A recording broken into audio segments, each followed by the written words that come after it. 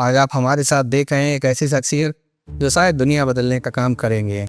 बहुत से गणितज्ञ हुए हैं हमारे देश पे, विश्व में। उसी में से एक हैं हमारे साथ आज स्क्रीन पर हमारे साथ आप स्क्रीन पर देख सकते हैं रत्नेश साख्या जी, जो कि मैनपुरी ज़िले से आते हैं और पूरी दुनिया को चैलेंज कर रखा है। कुछ गणित के सूत्र हैं उनको लेकर और पूरी दुनिया में बदलाव होगा। आप इस बैकग्राउंड में मतलब कैसे पढ़े, मतलब कि पढ़ाई लिखाई गणित, आमतौर पर लोगों को गणित बहुत कम पसंद होती है, आप गणित की क्या आता है? तो 2005 में मैंने इंजीनियरिंग अपना कंप्लीट कर लिया था। तो उसके बाद मैं एमबीए की प्रिपरेशन कर रहा था। तो मैंने बहुत सारी कैलकुलेशंस की जी।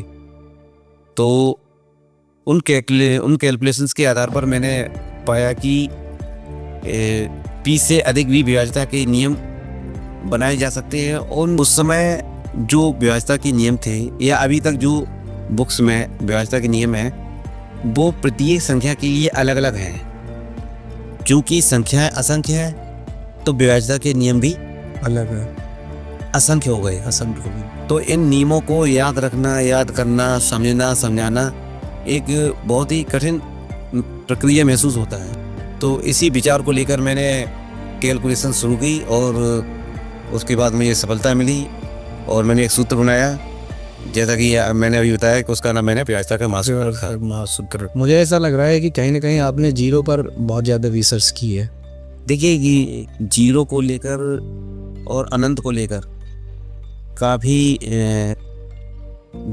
मतलब कहना चाहिए जो सामान्य गणना है अन्य अंकों के लिए है, अन्य संख्याओं के लिए है, वो जीरो और अनंत के लिए थोड़ी सी अटपटी है या कहना चाहिए अलग सी है, इसलिए थोड़ा सा कठिन सा लगता है। मैनपुरी की टीचर हैं, उन्होंने दुनिया को चैलेंज कर दिया है। सर ऐसा क्या है कि इतने बड़े बड़े गणितज्ञ हुए हैं और आप उन पर सवाल कर रहे हैं?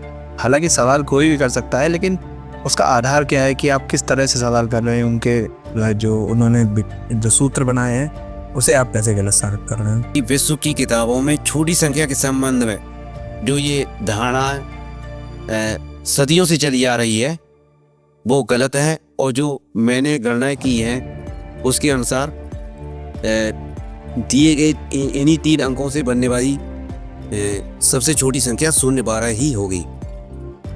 जैसे 012 हम कहें तो 012 का मान 12 के बराबर है, ठीक है, और 12 है 2 अंकों की संख्या है। मुझे सरकार के समक्ष अपने सूत्रों का प्रदर्शन करने का मौका दिया जाता है, तो मैं ये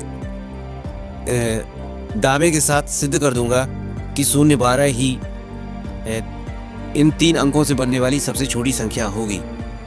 क्योंकि मैंने महानतम गणितज्ञों में से एक गणितज्ञ हुए हैं श्रीनिवास रामानुजन जी, तो उनका रामानुजन समेशन है और उसके अनुसार सभी प्राकृतिक संख्याओं को यदि अनंत पदों तक जोड़ा जाए, इस वजह से ये रामानुजन समेशन मेरे अनुसार गलत है। देखिए भास्कराचार्य द्वितीय हुए हैं, वो भी हमारे देश के बहुत ही महान गणितज्ञ हुए हैं। बिल्कुल। तो उन्होंने बताया है कि यदि किसी संख्या में 0 का भाग दें तो उसका मान अनंत आना चाहिए, ठीक है। लेकिन मेरे अनुसार यदि किसी संख्या में 0 का भाग दें तो उसका मान उस संख्या से अधिक आएगा। यदि किसी धनात्मक संख्या में 0 का भाग दें तो उसका मान उस धनात्मक संख्या से अधिक आएगा। जैसे अगर हम 15 में 0 का भाग दें तो कितना आएगा? 15 में 0 का भाग देंगे तो उसका मान 15 से अधिक आएगा। वैसे ही अगर और किसी की बात करें हम, जो पूरी किताबों में लिखा है, मोटी मोटी किताबों में, उसके हिसाब से इनफाइनाइट आएगा। हाँ, उसके अनुसार इनफाइनाइट आएगा। ऑडियंस की भी मांग है कि a+b का होल स्क्वायर का काम क्या है जिंदगी? देखिए कि a+b का होल स्क्वायर यह तो भारत सरकार की ओर से मुझे कॉपीराइट रजिस्ट्रेशन सर्टिफिकेट देकर सम्मानित किया गया है। मथुरा की है आदर्श संस्कार शाला, जिन्होंने आदर्श शिक्षा रत्न सम्मान से सम्मानित किया जी। और नवोदय क्रांति परिवार भारत एक संस्था है जिसने नवोदय क्रांति नेशनल अवार्ड से राष्ट्रीय स्तर पर पंजाब में सम्मानित किया। मौर्य बंधुत्व क्लब द्वारा मुझे राष्ट्रीय धरोहर सम्मान से प्रतापगढ़ में सम्मानित किया गया और कलम रत्न पुरस्कार से मुझे सम्मानित किया गया। राष्ट्र गौरव सम्मान से भी सम्मानित किया गया मुझे आगरा में। तो कई संस्थाएं हैं जो है ये हिंदी को सरल मानते हैं, विज्ञान को थोड़ा कठिन मानते हैं और गणित को बहुत ज़्यादा तक मानते हैं। ऐसा है या नहीं है? कि मुझे साहब बड़े से बहुत डर लगता है। तो दोनों ही तरह के छात्र हैं। यदि वाकई में गणित कठिन होता तो सभी को कठिन लगना चाहिए, और यदि सरल है तो वह सबको सरल लगना चाहिए। अगर 11वां चैप्टर पढ़ रहे हैं तो इसके लिए ज़रूरी है कि पहले 10 चैप्टर अच्छी तरह से समझ लिया, पढ़ लिए जाए, समझ लिए जाए, उन पर अभ्यास कर लिया जाए। आपने प्रदर्शन किया है कहीं अपने सवालों का, अपने सूत्रों का? मेरे द्वारा जो सूत्र खोजे गए हैं वो सामान्य ज्ञान दर्पण, प्रतियोगिता दर्पण, पांचजन्य, धम्मदेशना आदि राष्ट्रीय पत्रिकाओं में प्रकाशित हो चुके हैं, और मैं अपने सूत्रों का प्रदर्शन अब तक भारतवर्ष के लगभग 100 से अधिक संस्थाओं में कर चुका हूँ। नमस्कार, आप सभी का एक बार फिर से स्वागत है INC नेटवर्क के न्यूज़ चैनल पर। आज आप हमारे साथ देख रहे हैं एक ऐसी शख्सियत जो शायद दुनिया बदलने का काम करेंगे। हालांकि दुनिया बदलने का काम कर रहे हैं, लेकिन अभी कुछ चीज़ें हैं जिनकी वजह से मान्यता नहीं मिल पाई है उन चीज़ों को, जिसके बाद दुनिया में आपको बदलाव देखने को मिलेगा। बहुत से गणितज्ञ हुए हैं हमारे देश पे, विश्व में। उसी में से एक हैं हमारे साथ आज स्क्रीन पर हमारे साथ आप स्क्रीन पर देख सकते हैं रत्नेश साख्या जी, जो कि मैनपुरी ज़िले से आते हैं और पूरी दुनिया को चैलेंज कर रखा है। कुछ गणित के सूत्र हैं उनको लेकर, और पूरी दुनिया में बदलाव होगा अगर इनके जो सूत्र हैं वो कहीं ना कहीं, ये प्रूव तो पहले ही कर चुके हैं, लेकिन अभी कुछ जगहों से अप्रूवल मिलना बाकी है। बाकी सारी बातचीत करते हैं कि क्या चैलेंज दिया है दुनिया को, क्या सूत्र है और क्या बदलाव होना चाहिए। और जो पहले के जो गणितज्ञ हुए हैं, रामानुजन हुए हैं, आर्यभट्ट वगैरह हुए हैं, इन सभी की थ्योरी जो है वो सही है, गलत है, या फिर इनमें क्या बदलाव किया जाना चाहिए, ये सारी बात करते हैं। सब बहुत बहुत स्वागत है आपका हमारे चैनल। बहुत बहुत धन्यवाद खरफत जी। सर, मुझे विश्वास नहीं हो रहा कि मैं आपके साथ बैठा हुआ हूँ। पहली बात तो ये, और दूसरी बात ये है कि आप बहुत ही अच्छा काम कर रहे हैं। मुझे ये देखकर बहुत अच्छा लगा कि कोई है हमारे ज़िले के आसपास का भी गणितज्ञ जो पूरे देश में नाम कमा रहे हैं। नहीं, बहुत बहुत धन्यवाद। सर, ये बताइए कि आपका क्षेत्र कौन सा है? आप मैनपुरी ज़िले से आते हैं, लेकिन वहाँ का आसपास का माहौल कैसा है? खूब पढ़ाई वाला है या फिर आप किसान परिवार से हैं? किस तरह से? देखिए, मैं जनपद मैनपुरी में कस्बा भोगांव है जी। तो वहाँ का एक मोहल्ला है, मोहल्ला मोहम्मद सईद, मैं उसका निवासी हूँ। और वहाँ का माहौल तो बहुत ना ज़्यादा अच्छा कह सकते हैं, ना ज़्यादा ख़राब, ठीक है। और क्योंकि मेरे पिताजी ने शिक्षा के प्रति हम सभी लोगों को बहुत प्रेरित किया जी। और इस वजह से पूरे मोहल्ले में मैं समझता हूँ कि मेरा परिवार सबसे ज़्यादा पढ़ा लिखा है, और हम सभी लोग शिक्षा को बढ़ावा देने के लिए प्रयास कर रहे हैं। अच्छा, आपके पिताजी मतलब वो भी कोई शिक्षक वगैरह थे या फिर किस तरह से? हाँ, मेरे पिताजी नेशनल इंटर कॉलेज में इंग्लिश के टीचर रहे, और मेरी माताजी हैं वो भी इस समय रिटायर हो चुकी हैं, लेकिन वो कस्तूरबा गांधी बालिका इंटर कॉलेज में म्यूजिक टीचर रही हैं। जी। सर, ये बताइए कि आप कम ही ज़्यादा सुर्खियों में आ गए थे कुछ दिन पहले भी, और अभी भी सुर्खियों में हैं, बने हुए हैं। टीचरों के बीच आप कुछ ज़्यादा ही सुर्खियों में हैं, क्योंकि आपने कुछ ऐसा चैलेंज कर दिया है जो कि लोगों को शायद कुछ को समझ में आ रहा, कुछ को नहीं समझ में आ रहा। सर, ये बताइए कि आप इस बैकग्राउंड में मतलब कैसे पढ़े? मतलब कि पढ़ाई लिखाई, गणित, आमतौर पर लोगों को गणित बहुत कम पसंद होती है, आप गणित की ज्ञाता हैं।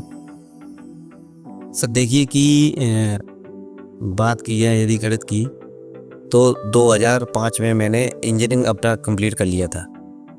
तो उसके बाद मैं MBA की प्रिपरेशन कर रहा था जी। तो उस दौरान मैंने देखा कि एक किताब में डिविजिबिलिटी से रिलेटेड 20 तक के नियम दे रखे थे। तो मैंने विचार किया, क्या 20 से अधिक भी विभाज्यता के नियम हो सकते हैं? इस विचार को लेकर मैं काफ़ी गहन चिंतन मनन करता रहा, और मैंने बहुत सारी कैलकुलेशंस की जी। तो उन कैलकुलेशंस के आधार पर मैंने पाया कि 20 से अधिक भी विभाज्यता के नियम बनाए जा सकते हैं। और उन नियमों में कुछ वैनिष्ठता है, कुछ वोमननेस है, जिसकी वजह से हम एक नया सूत्र बना सकते हैं। तो 2006-07 में मैंने एक सूत्र बनाया था। हालांकि उस समय मैं उसे पूरी तरह से नहीं बना पाया था। फिर 2007 से 9 में मैंने MBA किया और 9 से 11 में मैंने जॉब किया। जॉब सेटिस्फेक्शन ना होने के कारण मैं दोबारा से बच्चों को पढ़ाने लगा। जो बच्चे टेट की तैयारी कर रहे थे, तो उनकी तैयारी कराने हेतु मैंने देखा कि फिर से वही डिविजिबिलिटी रूल्स सामने आए। तो मैंने विचार किया कि 2006-07 में मैंने डिविजिबिलिटी रूल्स कुछ पढ़े थे और मैंने कुछ इन पर काम किया था। तो दोबारा से मैंने अपने पुराने नोट्स उठाए और उन नोट्स को देखकर मैंने दोबारा से कैलकुलेशन शुरू की।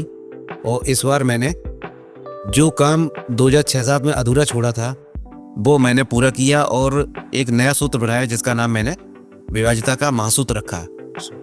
और उसके बाद मैंने दिसंबर 2011 में जनपद के गणित के जितने भी प्रोफेसर थे और गणित के शिक्षक थे, उन सभी को इनवाइट किया और उन सभी के समक्ष मैंने अपने विभाज्यता के महासूत्र का प्रदर्शन किया। तो उन सभी लोगों से मुझे भूरि प्रशंसा मिली, सब लोगों ने काफ़ी तारीफ की और मीडिया में भी मेरी न्यूज प्रमुखता से छपी।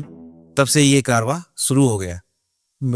और फिर धीरे धीरे मैं कई विद्यालयों में भी अपने सूत्रों का प्रदर्शन करने के लिए जाता रहा और फिर लोग मुझे जानने लगे, तो वो भी मुझे अपने सूत्रों का प्रदर्शन करने के लिए इनवाइट करने लगे। सर, जो आपके सूत्र हैं उसमें आपने नाम दिया है विभाज्यता के महासूत्र जी। इससे पहले क्या सूत्र थे और उनका नियम क्या था? कि मतलब आपने उसमें ऐसा क्या चेंजमेंट किया कि मतलब वो बदल गए और आपने उनका ये नए सूत्र आपने निकाले या उसमें कोई नया चेंजमेंट किया है? देखिए कि विभाज्यता के नियमों की यदि शुरुआत की बात की जाए तो एक गणितज्ञ हुए मार्टिन गार्डनर, जिन्होंने 1962 में विभाज्यता के नियमों को सर्वप्रथम लोकप्रिय बनाया था। जी ठीक है। तो उस समय जो विभाज्यता के नियम थे या अभी तक जो बुक्स में विभाज्यता के नियम है, वो प्रत्येक संख्या के लिए अलग अलग है। क्योंकि संख्याएं असंख्य है तो विभाज्यता के नियम भी अलग है, असंख्य हो गए। तो इन नियमों को याद रखना, याद करना, समझना, समझाना एक बहुत ही कठिन प्रक्रिया महसूस होता है। तो इस कठिनाई को दूर करने के लिए मैंने सोचा कि कुछ एक ऐसा सूत्र बनाना यदि संभव हो कि एक ही सूत्र से सभी संख्याओं के लिए नियम बनाए जा सके तो बहुत अच्छा रहेगा। तो इसी विचार को लेकर मैंने कैलकुलेशन शुरू की और उसके बाद मुझे सफलता मिली और मैंने एक सूत्र बनाया, जैसा कि मैंने अभी बताया कि उसका नाम मैंने विभाज्यता का महासूत्र। और इस सूत्र का नाम मैंने महासूत्र इसीलिए रखा है क्योंकि इसकी सहायता से आप प्रत्येक प्राकृतिक संख्या के लिए विभाज्यता के नियम बना सकते हैं और कुछ ही क्षणों में बना सकते हैं। और चूंकि ये सूत्र महाव्यापक है, इसीलिए इसका नाम विभाज्यता का महासूत्र। इसके अलावा भी सर आपके कौन कौन सूत्र हैं? एक विभाज्यता के महासूत्र, यही इसमें एक ही सूत्र है कि कई सारे इसमें? दी विभाज्यता के महासूत्र की सहायता से आप विभाज्यता के विशेष महासूत्र बना सकते हैं। ठीक है। यानी कि चूंकि कुल अंक 10 हैं, 0 से लेकर 9 तक, तो विभाज्यता के महासूत्र की सहायता से पूर्ण संख्याओं को मैंने 10 संख्या परिवारों में विभाजित किया है। और क्योंकि 10 अंक हैं इसलिए 10 संख्या परिवार हैं और प्रत्येक संख्या परिवार के लिए एक विशेष महासूत्र इस विभाज्यता के महासूत्र की सहायता से बनाया गया है। तो 10 विशेष सूत्र भी इस महासूत्र की सहायता से बनाए जा सकते हैं। 10 जी। सर, मुझे ऐसा लग रहा है कि कहीं ना कहीं आपने जीरो पर बहुत ज़्यादा रिसर्च की है। एक आर्यभट्ट नाम के गणितज्ञ हुए हैं, कहा जाता है कि जब जीरो दिया मेरे भारत में गाना भी बना हुआ है जी और मुझे लगता है कि जीरो पर ही सारा खेल जो गणित का है वो ज़्यादा टिका हुआ है, क्योंकि 1 से लेकर 9 तक तो आराम से हो जाता है, लेकिन जीरो को लेकर काफ़ी विवाद रहता है। ऐसा होता है या नहीं होता है? देखिए, ये जीरो को लेकर और अनंत को लेकर काफ़ी मतलब कहना चाहिए जो सामान्य गणना है अन्य अंकों के लिए है, अन्य संख्याओं के लिए है, वो जीरो और अनंत के लिए थोड़ी सी अटपटी है या कहना चाहिए अलग सी है, इसलिए थोड़ा सा कठिन सा लगता है। तो ऐसा कुछ नहीं है कि अभी ये मतलब बहुत ज़्यादा कठिन है, लेकिन फिर भी मतलब कि ये शून्य है, अन्य संख्याओं से अलग है, इस वजह से इसके लिए नियम भी कुछ अलग से हैं। सर, महासूत्र आपने बताए हैं और इसके बाद और क्या क्या सूत्र हैं आपने? मैंने देखा था कि कोई चैलेंज वगैरह भी आपने दिया था, कुछ दिन पहले की बात है। आप काफ़ी ज़्यादा सुर्खियों में थे जी कि मैनपुरी की टीचर हैं, उन्होंने दुनिया को चैलेंज कर दिया है। सर, ऐसा क्या है कि इतने बड़े बड़े गणितज्ञ हुए हैं और आप उन पर सवाल कर रहे हैं? हालांकि सवाल कोई भी कर सकता है, लेकिन उसका आधार क्या है कि आप किस तरह से सवाल कर रहे हैं? उनके जो उन्होंने जो सूत्र बनाए हैं उसे आप कैसे गलत साबित कर रहे हैं? देखिए, एक तो आपने प्रश्न किया है कि व्यवस्था के महासूत्र के अलावा मैंने क्या किया है। तो व्यवस्था के महासूत्र के अलावा एक और सूत्र है व्यवस्था का तीव्रतम महासूत्र, तो इसकी भी मैंने खोज की है। और तीसरा है संख्या बटे शून्य का मान। ठीक है, तो व्यवस्था का महासूत्र एवं दशक नियम, और दूसरा व्यवस्था का तीव्रतम महासूत्र, और तीसरा संख्या बटे शून्य का मान। इन तीनों ही आर्टिकल पर भारत सरकार से मुझे कॉपीराइट रजिस्ट्रेशन सर्टिफिकेट मिल चुका है, जो कि विश्व के 177 देशों में मान्य है। 177 देशों में? तो ये तो हुआ वे आर्टिकल जिन पर मुझे कॉपीराइट मिल चुका है। अब जो एक अगला प्रश्न आपने किया कि अभी मैंने जल्दी में ही एक चैलेंज रखा है पूरे विश्व के सामने। तो चैलेंज ये है, देखिए कि अभी यदि दिए गए अंकों से छोटी संख्याएं लिखने की बात कही जाए और दिए गए अंकों में शून्य भी हो, तो विश्व की सभी किताबों में ये बताया गया है कि शून्य को सबसे बाईं ओर नहीं लिखते हैं। सबसे आगे? हाँ, सबसे आगे या सबसे बाईं ओर नहीं लिखते हैं विश्व की सभी किताबों के अनुसार। ठीक है, जबकि मेरा मानना ये है कि शून्य जब 10 अंकों में सबसे छोटा है, तो सबसे छोटी संख्या लिखने के लिए शून्य को सबसे बाईं ओर लिखना चाहिए या लिखा जा सकता है। तो अब जैसे मान लीजिए कि दिए गए अंक 0, 1, 2 हो, इनकी दिए गए 3 अंक 0, 1 और 2 हो, तो इनसे बनने वाली 3 अंकों की सबसे छोटी संख्या विश्व की किताबों के अनुसार 102 होगी। हाँ। जबकि मेरी गणनाओं के अनुसार इन तीनों अंकों से बनने वाली 3 अंकों की सबसे छोटी संख्या 0, 12 होगी। ठीक है, तो मैंने ये पूरे विश्व के सामने या विश्व के गणितज्ञों के सामने ये चुनौती प्रस्तुत की है कि जो मैंने गणना की है उनके अनुसार 0, 12 ही 3 अंकों की सबसे छोटी संख्या होनी चाहिए। और यदि मुझे किसी विश्वविद्यालय में या किसी गणित के सेमिनार में मुझे मौका मिलता है, तो मैं अपनी गणनाओं के माध्यम से ये सिद्ध कर दूंगा कि विश्व की किताबों में छोटी संख्या के संबंध में जो ये धारणा सदियों से चली आ रही है वो गलत है, और जो मैंने गणना की है उसके अनुसार दिए गए इन्हीं 3 अंकों से बनने वाली सबसे छोटी संख्या 0, 12 ही होगी। 0, 12 ही होगी, ये आपका कहना है, लेकिन अन्य लोगों का कहना है कि 102 दो पूरे दुनिया का ये कहना नातज्ञों ने बताया है। देखिए, विश्व की जो किताबें हैं या विश्व के लोग हैं वो ये कहते हैं कि शून्य को यदि हम पहले रख देते हैं, जैसे 0 12 हम कहें तो 0 12 का मान 12 के बराबर है, ठीक है, और 12 है 2 अंकों की संख्या है, तो इसमें कोई संदेह नहीं है 0 12 है उसका मान 12 ही होता है। मैं भी यही मानता हूं।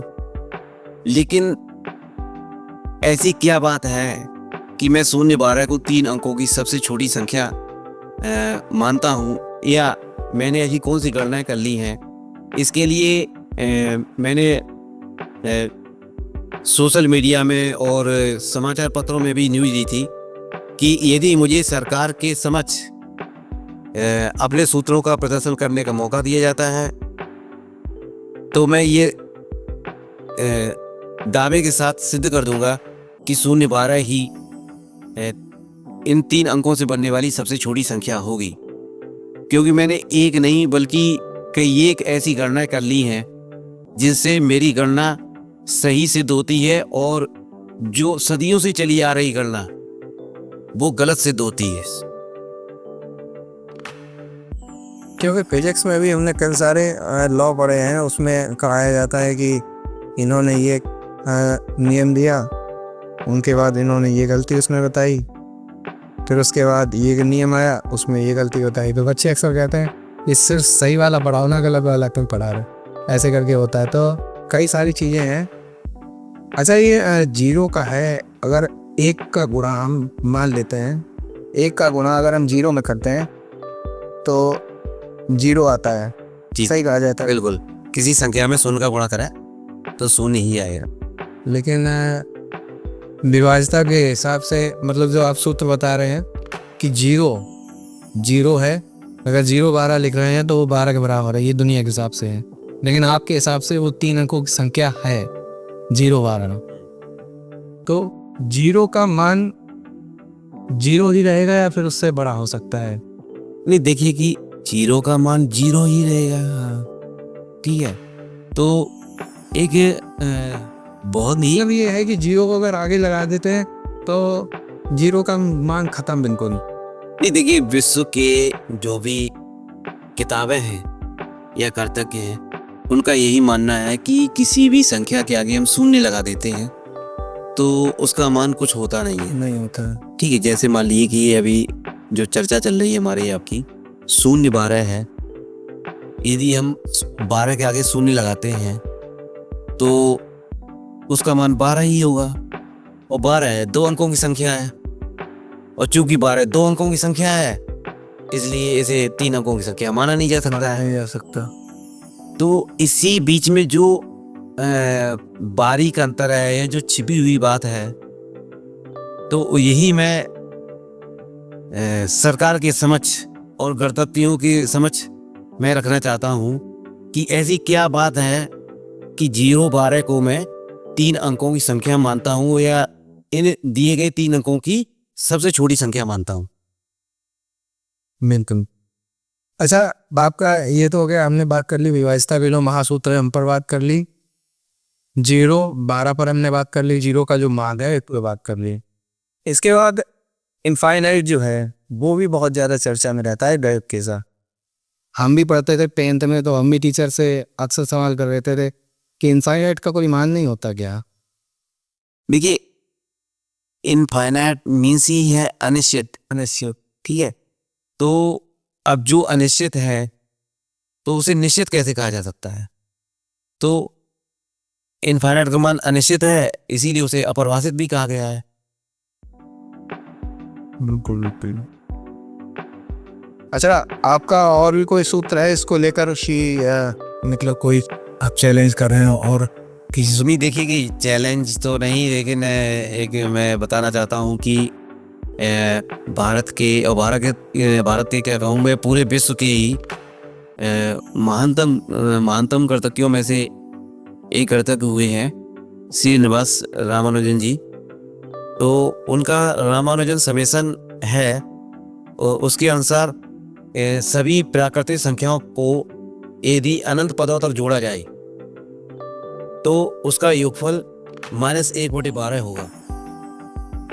तो मेरे अनुसार ये भी गलत है, क्योंकि देखिए कि प्राकृतिक संख्याएं हैं वो धनात्मक है, ठीक है। तो धनात्मक संख्याओं का यदि हम योगफल करें तो उनका मान सदैव धनात्मक ही आना चाहिए, जबकि रामानुजन समेसन के अनुसार सभी प्राकृतिक संख्याओं का योगफल यदि अनंत पदों तक करें तो उसका योगफल -1/12 आ रहा है। तो इस वजह से ये रामानुजन समेसन मेरे अनुसार गलत है। दूसरा तथ्य ये है कि यदि पूर्णांक संख्याओं का योगफल हम करें, यदि एक पूर्णांक संख्या में दूसरी पूर्णांक संख्या को जोड़ें या कई पूर्णांक संख्याओं को एक साथ जोड़ें तो उसका योगफल भी सदैव पूर्णांक ही आएगा, जबकि रामानुजन समेसन के अनुसार प्राकृतिक संख्याओं का योगफल अनंत पदों तक करें तो उसका योगफल -1/12 जो कि एक भिन्नात्मक संख्या है। तो इस वजह से ये रामानुजन समेसन मेरे अनुसार गलत है। गलत है, पूरी तरह से गलत है। हाँ, वो बिल्कुल स्पष्ट है। देखिए कि धनात्मक संख्याओं का योगफल सदैव धनात्मक रहेगा और प्राकृतिक संख्याएं हैं वो सभी धनात्मक है, धनात्मक है, तो उसका धनात्मक संख्याओं का योगफल कभी ऋणात्मक आ नहीं सकता। सही बात। इस वजह से प्राकृतिक संख्याओं का योगफल चाहे हम कुछ पदों तक करें चाहे अनंत पदों तक करें, उसका योगफल सदैव धनात्मक ही होना चाहिए मेरे अनुसार। सही बात। और चूंकि प्राकृतिक संख्याएं पूर्णांक संख्या होती हैं, तो पूर्णांक संख्याओं को हम चाहे कितनी भी पूर्णांक संख्याओं को एक साथ जोड़ें तो उनका योगफल भी पूर्णांक ही आना चाहिए। बिल्कुल। इन दो कारणों से रामानुजन समेसन है मेरे अनुसार गलत है। ये तो हमने सभी सूत्रों पर चर्चा कर ली। आपने बहुत अच्छे से बताया कि जो रामानुजन जी का जो समेसन है वो गलत है पूरी तरह से। अच्छा, और भी कोई सूत्र हैं आपके जिस पर आप रिसर्च कर रहे हो और गलत आपको लगे हो? देखिए कमी लगे, देखिए भास्कराचार्य द्वितीय हुए हैं, वो भी हमारे देश के बहुत ही महान कर्ता हुए हैं। बिल्कुल। तो उन्होंने बताया है कि यदि किसी संख्या में शून्य का भाग दें तो उसका मान अनंत आना चाहिए, ठीक है। लेकिन मेरे अनुसार यदि किसी संख्या में शून्य का भाग दें तो उसका मान उस संख्या से अधिक आएगा। यदि किसी धनात्मक संख्या में शून्य का भाग दें तो उसका मान उस धनात्मक संख्या से अधिक आएगा। जैसे मान लीजिए कि आप 5 में शून्य का भाग देते हैं तो उसका मान 5 से अधिक आएगा। 6 में यदि शून्य का भाग देंगे तो 6 से अधिक आएगा। 7 में शून्य का भाग देंगे तो उसका मान 7 से अधिक आएगा। कितना आएगा ये अभी निश्चित नहीं है, लेकिन इतना निश्चित हो गया है कि यदि किसी संख्या में शून्य का भाग देंगे तो उसका मान उस संख्या से अधिक आएगा। जैसे मान लीजिए हमारे पास और इस दो संख्या हैं और इस सूत्र पर मुझे भारत सरकार की ओर से कॉपीराइट रजिस्ट्रेशन सर्टिफिकेट भी मिल चुका है इस सूत्र पर। जी बिल्कुल। मतलब मुझे लग चुकी है कि ये ठीक है आपका। देखिए भारत सरकार से मुझे कॉपीराइट रजिस्ट्रेशन सर्टिफिकेट मिला है, इसका अर्थ ये है कि जो मैंने काम किया है ये काम पूरे विश्व में किसी अन्य ने नहीं किया। अच्छा, सही है या गलत है ये जो विश्व के कर्ता हैं वो उसे निर्धारित करेगी। लेकिन इतना हो गया है कि जो मैंने काम किया है वो काम विश्व में किसी अन्य कर्ता ने या किसी अन्य व्यक्ति ने नहीं किया है। अच्छा, मान लीजिए हमारे पास दो संख्याएं हैं, एक 15 एक 3। 15 हम ऊपर लेंगे और बटे 3 कर देते हैं तो हमारे पास 5 आ जाएगा। 15 में 3 बार दें तो 5 आ जाएगा। और अगर हम 15 में 0 का भाग दें तो कितना आएगा? 15 में शून्य का भाग देंगे उसका मान 15 से अधिक आएगा। वैसे ही अगर और किसी की बात करें हम, जो पूरी किताबों में लिखा है, मोटी मोटी किताबों में, उसके हिसाब से इनफाइनाइट आएगा। हाँ, उसके अनुसार इनफाइनाइट आएगा या कहना चाहिए कि अनिश्चित है। अभी ये किसी संख्या में शून्य का भाग अपरिभाषित बताया गया है। मान लीजिए आपके पास अगर 2 है और अगर आप 2 का उसमें मतलब भाग देते हैं 0, 2 ऊपर बटे और फिर उसके बाद 0 लिखते हैं तो दुनिया के हिसाब से उसमें इनफाइनाइट आएगा, लेकिन सर के हिसाब से वो उसका जो मान है तो उसे अधिक आएगा। अब 2.1 होगा या 2.001 होगा या फिर 2.99 होगा, ये कंफर्म नहीं है, लेकिन 2 से अधिक आएगा। जैसे अभी आपने कुछ देर पहले दिखाया था कि जैसे हमारे पास 12 है, 10 है 8 है, 6 है और 4 है और 2 है। इन सभी में अगर हम 2 का भाग देते हैं तो 6 बचेगा हमारे पास। अगर हम 12 में दे रहे हैं, उसके बाद अगर 8 में दे रहे हैं 4 बचेगा, ऐसे ही है ना। और 2 में अगर 2 का भाग दे रहे हैं 1 बचेगा।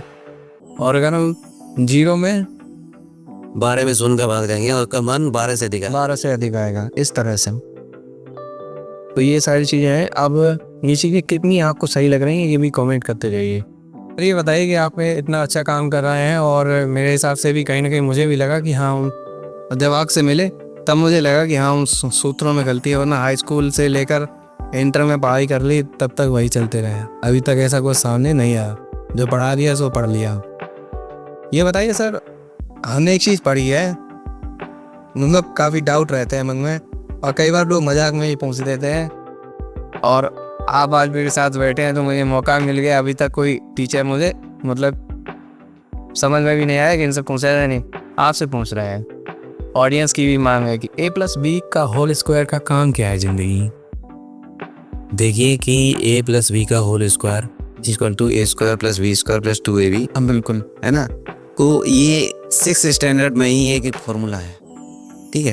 तो इसका ज़िंदगी में कहाँ यूज है, तो जब परीक्षाएं हम लोग फेस करते हैं, जैसे 6th स्टैंडर्ड की हो गई या जितनी भी एसएससी, रेलवे, टेट बैंक वगैरह कई परीक्षाएं होती हैं, तो उसमें इस सूत्र से रिलेटेड अगर क्वेश्चंस आते हैं तो उसे आप सॉल्व कर सकते हैं। वैसे ज़िंदगी में इसका कहाँ पर यूज होगा, तो गणित की बहुत सारी चीज़ें हैं। जब उसकी परीक्षा देंगे आप, तभी उसका वहाँ पर आप यूज कर सकते हैं। वैसे मुझे नहीं लगता है इसका कहीं विशेष जगह कोई विशेष यूज है। एक इंटरव्यू चल रहा था, पंजाब के मुख्यमंत्री हैं भगवंत सिंह मान, आम आदमी पार्टी से हैं, तो वो बड़े मन से कॉन्फिडेंस के साथ कह रहे थे कि a+b का होल स्क्वायर का पूरी ज़िंदगी में कहाँ यूज है। कभी आपने बाजार से केले खरीदे हैं a+b का होल स्क्वायर? इसी वजह से मेरे दिमाग में आ गया, तो मैंने आपसे पूछ लिया। सर ये बताइए कि आप जो है सरकार द्वारा आपको कई सूत्र जो हैं आपके कॉपीराइट में मिला है, तो आपको अभी तक कितने समाचार पत्रों ने खबर किया है, और कहाँ कहाँ आपको बुलाया गया है, गवर्नमेंट की तरफ से बुलाया गया या नहीं बुलाया गया? मतलब एक सम्मान जो मिलना चाहिए आपको, वो मिला या नहीं मिला आपको हिसाब से? अब तो बैलन है। देखिए जी, क्योंकि मैं एक जनपद मैनपुरी की छोटी सी कस्बे से आता हूँ, और मैंने गणित के क्षेत्र में काम किया है, मैंने कई सूत्र खोजे हैं। तो अगर सम्मान की बात कही है, तो भारत सरकार की ओर से मुझे कॉपीराइट रजिस्ट्रेशन सर्टिफिकेट देकर सम्मानित किया गया है। जी, और कई संस्थाएं हैं जिन्होंने मुझे राष्ट्रीय स्तर पर सम्मानित किया है, जिसमें सर्वप्रथम मथुरा की है आदर्श संस्कार शाला, जिन्होंने आदर्श शिक्षा रत्न सम्मान से सम्मानित किया। जी, और नवोदय क्रांति परिवार भारत एक संस्था है जिसने नवोदय क्रांति नेशनल अवार्ड से राष्ट्रीय स्तर पर पंजाब में सम्मानित किया। मौर्य बंधुत्व क्लब द्वारा मुझे राष्ट्रीय धरोहर सम्मान से प्रतापगढ़ में सम्मानित किया गया, और कलम रत्न पुरस्कार से मुझे सम्मानित किया गया। राष्ट्र गौरव सम्मान से भी सम्मानित किया गया मुझे आगरा में।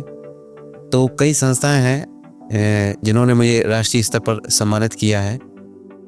और कई लोग जो गणित के महत्व को समझते हैं, शिक्षा को जो महत्व देते हैं, वो मुझे इनवाइट करते हैं और अपने स्तर से माल्यार्पण शाल्यार्पण करके सम्मानित करते हैं। तो ये है कि जो लोग, देखिए अपने देश में क्रिकेट को इतना बढ़ावा दिया जाता है, बिल्कुल बिल्कुल, यदि शिक्षा के क्षेत्र में उतना बढ़ावा दिया जाए, गणित के क्षेत्र को इतना बढ़ावा दिया जाए, तो मैं समझता हूँ कि जिस तरह से नए नए क्रिकेटर निकल कर आ रहे हैं, वैसे ही गणित की भी निकल कर आए। सर ये बताइए कि ये बच्चों के मन में भ्रम है या फिर ऐसा है, सही में है, या फिर क्या है कि लोग जो टीचर हैं या फिर जो बच्चे हैं, ये हिंदी को सरल मानते हैं, विज्ञान को थोड़ा कठिन मानते हैं, और गणित को बहुत ज़्यादा तक मानते हैं? ऐसा है या नहीं है, या फिर इसमें क्या हो सकता है आपके हिसाब से? देखिए जैसा आप कह रहे हैं जी, वैसा ही लोगों की धारणा है, लेकिन मैं इस बात से सहमत नहीं हूँ कि गणित बहुत ही कठिन विषय है।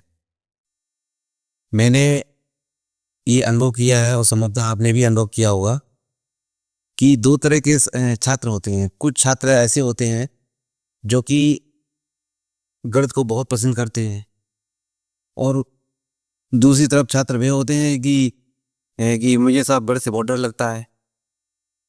तो दोनों ही तरह के छात्र हैं। यदि वाकई में गणित कठिन होता तो सभी को कठिन लगना चाहिए और यदि सरल है तो वह सबको सरल लगना चाहिए। तो मेरे हिसाब से गणित कठिन नहीं है, बस ये है कि यदि गणित को सही से पढ़ाने वाले टीचर्स हों तो निश्चित रूप से बच्चों को गणित सरल लगेगा। और थोड़ा सा चूँकि आपने हिंदी विज्ञान और गणित की तुलना की है तो मैं थोड़ा सा बताना चाहता हूँ कि देखिए हिंदी में यदि मान लीजिए किसी किताब में 20 चैप्टर हैं तो हिंदी का यदि कोई भी चैप्टर आप निकालें तो ज़्यादा संभावना है कि आपको चाहे वो पहला चैप्टर हो, चाहे दूसरा, तीसरा, चौथा, पांचवा कोई भी चैप्टर हो तो वो आसानी से समझ में आ जाएगा। लेकिन गणित है क्रमबद्ध तरीके से आसानी से समझ में आता है। जब तक यदि आपने पहला चैप्टर सही से नहीं पढ़ा है, दूसरा चैप्टर सही से नहीं पढ़ा है और यदि एकदम से आप 11वां चैप्टर पढ़ेंगे तो ज़्यादा संभावना है कि आपको वो चैप्टर आपको समझ में नहीं आएगा। तो गणित को सही से समझने के लिए आप अगर 11वां चैप्टर पढ़ रहे हैं तो इसके लिए ज़रूरी है कि पहले 10 चैप्टर अच्छी तरह से पढ़ लिए जाए, समझ लिए जाए, उन पर अभ्यास कर लिया जाए, तब आपको 11वां चैप्टर समझ में आएगा। लेकिन यदि आपको समझ में आ गया तो आप ये समझ लीजिए अन्य विषय आप भूल सकते हैं लेकिन गणित इतनी आसानी से भूलेंगे भी नहीं। बिल्कुल बिल्कुल। सर ये बताइए कि बहुत से बच्चे ऐसे हैं कि जो हम देखते हैं कि शिक्षा से बहुत दूर भागते हैं, उनके लिए क्या कहना चाहेंगे? देखिए जो बच्चे शिक्षा से दूर भाग रहे हैं उनसे मैं यही कहूँगा कि शिक्षा से दूर ना भागें, क्योंकि बिना शिक्षा के तो समझ लीजिए कि भविष्य अंधकारमय है। और अगर हम शिक्षित नहीं होंगे, यदि हमने किसी तरह से धन अर्जित भी कर लिया तब भी वो चालाक लोग समझ के वो किसी न किसी तरह से आपको ठग लेंगे, आपको लूट लेंगे।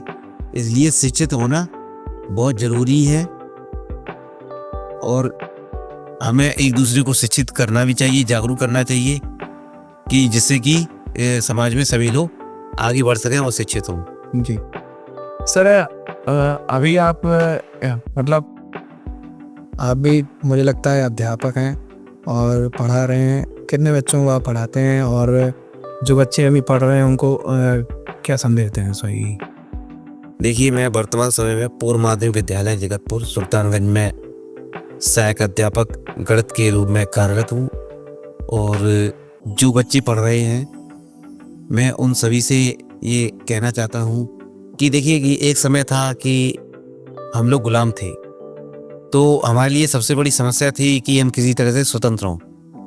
तो हमारे पूर्वजों ने, हमारे देश के महान क्रांतिकारियों ने, वीर सपूतों ने अपने प्राणों की आहुति देकर हमें स्वतंत्र कर दिया। तो इस समय हमें शारीरिक स्वतंत्रता की आवश्यकता नहीं है, हम स्वतंत्र हैं और हमारे लिए अब मन लगाकर हम पढ़ लें, ये हमारे लिए पर्याप्त है। हम जितनी ऊर्जा हमारे अंदर है, जितना समय हम दे सकते हैं अपनी पढ़ाई लिखाई पर दें, तो निश्चित रूप से हमारा भविष्य उज्जवल बनेगा।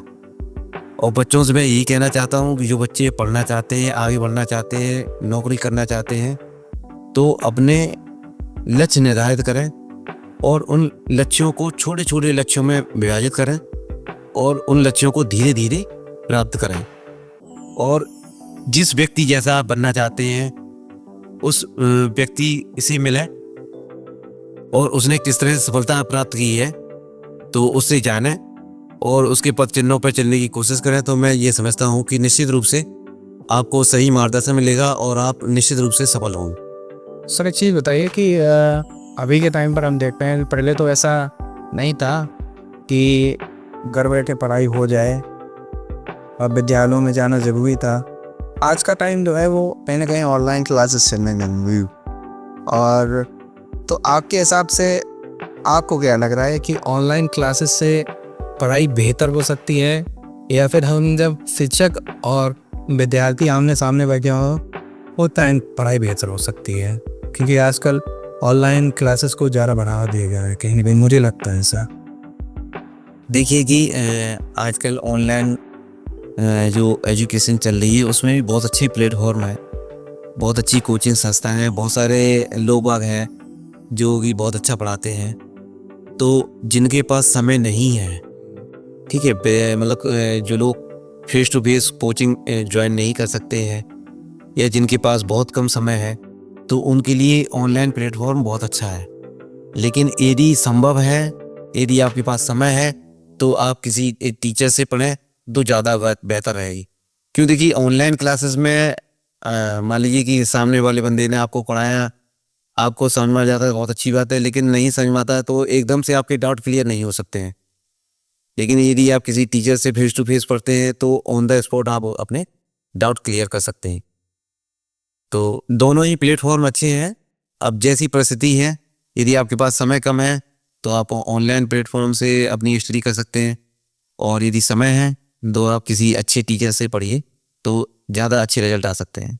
इतनी सारी बातें हो गई सर, एक चीज़ और रह गई है, वो ये कि अभी तक आपने चैलेंज दिया है, अभी आप मीडिया के सामने आए हैं, आपने आपके जो आर्टिकल हैं वो पत्रिकाओं में छपे हैं और समाचार पत्रों में छपे हैं। मतलब आप सामने से किसी टीचर को या फिर किसी गणतव्य से आपने जो चैलेंज दिया है, मतलब बताया है कि ऐसे ऐसा है और ये चीज़ गलत है, आपने प्रदर्शन किया है कहीं अपने सवालों का, अपने सूत्रों का? देखिए, जो आपने प्रश्न किया है तो उसमें आपने पत्रकारों का भी नाम लिया है, तो मैं बताना चाहता हूँ कि मेरे द्वारा जो सूत्र खोजे गए हैं वो सामान्य ज्ञान दर्पण, प्रतियोगिता दर्पण, पांचजन्य, धम्मदेशना आदि राष्ट्रीय पत्रिकाओं में प्रकाशित हो चुके हैं। और मैं अपने सूत्रों का प्रदर्शन अब तक भारतवर्ष के लगभग 100 से अधिक संस्थाओं में कर चुका हूँ। और जिसका आप चैलेंज की बात कर रहे हैं तो उससे रिलेटेड मैं एक प्रदर्शन डैट बहुमैनपुरी में कर चुका हूँ, जिसमें गणित विज्ञान के संभवतः 100 के आसपास टीचर्स उस दिन उपस्थित थे। तो जब मैंने अपने इस चैलेंज का गणित के टीचर्स के सामने प्रदर्शन किया तो सभी टीचर्स मेरे जो तर्क थे, जो नई गणनाएं की, उनसे संतुष्ट हुए।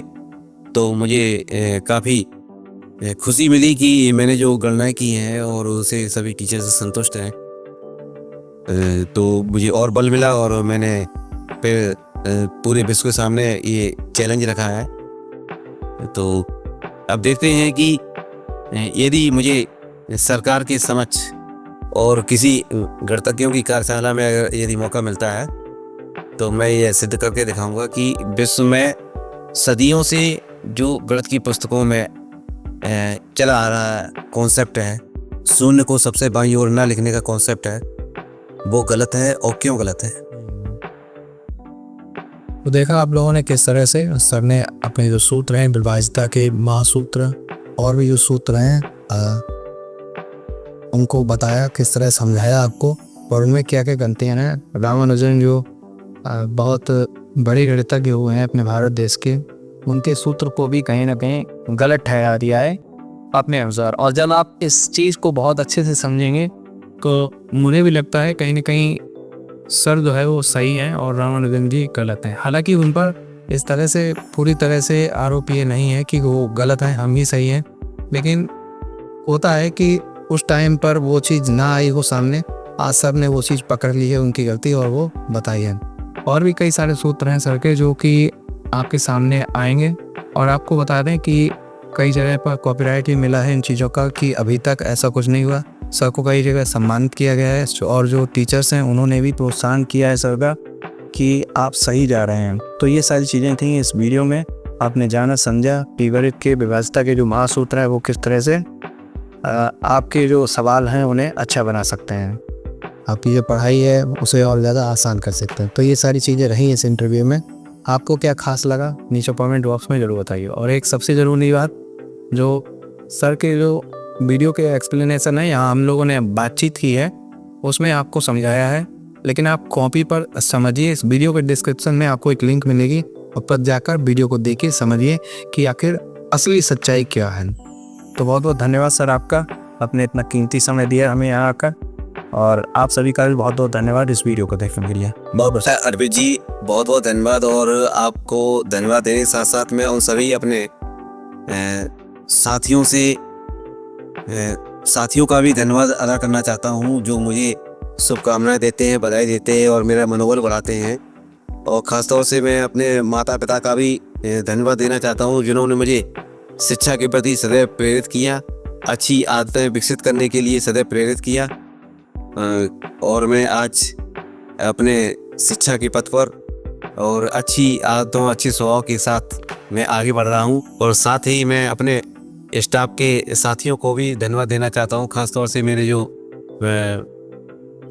हेड सर हैं, उनके सहयोग से मैं काफ़ी समय अपना निकाल पा रहा हूँ। तो अपने हेड सर को भी मैं बहुत बहुत धन्यवाद देना चाहता हूँ। यहाँ आने के लिए आपका भी बहुत बहुत धन्यवाद। आप सभी का भी बहुत बहुत धन्यवाद।